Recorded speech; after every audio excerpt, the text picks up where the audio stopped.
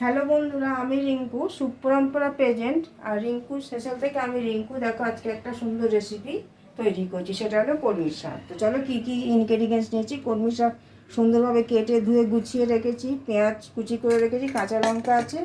আর কি কি ফোড়ন দেবো দেখো, কালো জিরে দেবো, তেজপাতা দেবো, শুকনো লঙ্কা দেবো, আর রান্নাতে রসুন বাটা একটু পড়বে। তো চলো আজকের আমার রেসিপি কলমি শাক সুন্দর করে কেটে গুছিয়ে রেখেছি। তো তোমাদের সাথে পুরোটাই শেয়ার করব। তো চলো রান্নাটা শুরু করা যাক। কড়ার মধ্যে তেল দিয়ে দিয়েছি, আর ফোড়ন দিয়েছি দেখো, কালো জিরে দিয়েছি, তেজপাতা দিয়েছি, একটা শুকনো লঙ্কা দিয়েছি। দিয়ে এবার কলমি শাকটা এর মধ্যে দেব। দেখো কলমি শাকটা দিয়ে দিচ্ছি।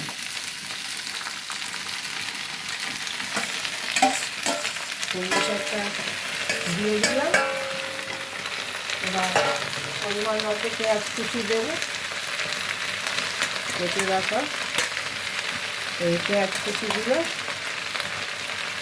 দিয়ে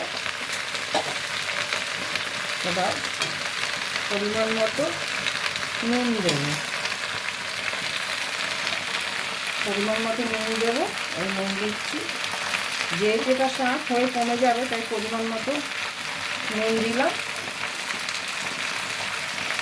দিয়ে এটা একটু নাড়িয়ে চাড়িয়ে নিলাম।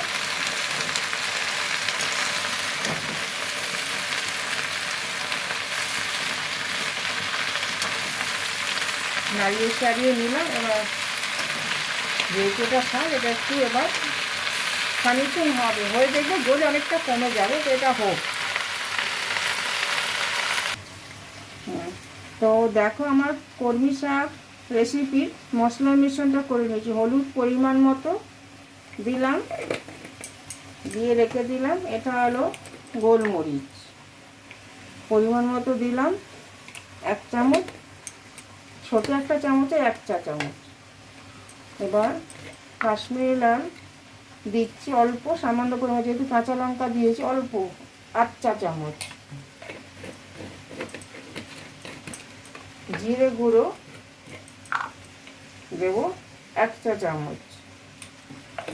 আর যেহেতু এটা কলমি শাক সেহেতু একটু সবজি মশলা দেবো 1 চা চামচ, ছোটো চামচ। এর পাশাপাশি রসুন বেটে রেখেছি, রসুন বাটা দেবো। মশলার মিশ্রণটা করে নিই। আর আমার এই রসুন বাটা পরিমাণ মতো এই দিয়ে দিলাম। আমার মশলার মিশ্রণটা হয়ে গেল। তো চলো, আর কোন তেল দিয়ে করছি সেটাও দেখিয়ে দিয়েছি। Best choice, Emami best choice soybean oil তেল দিয়ে করছি রান্নাটা। তো চলো আমার মশলার মিশ্রণটা, কলমি শাকটা কষা কষা করে মানে ভাজা অনেকটা হয়ে গেছে। দেখো তেল বেরিয়ে গেছে, কষে কষে ভেজে নিতে হবে। ভেজে নিয়েছি 15 মিনিট। 15 মিনিট ভাজার পর তেল বেরিয়ে গেছে। তো এবার মশলার মিশ্রণটা দিয়ে দিচ্ছি। দিয়ে এবার খানিকক্ষণ কষবো।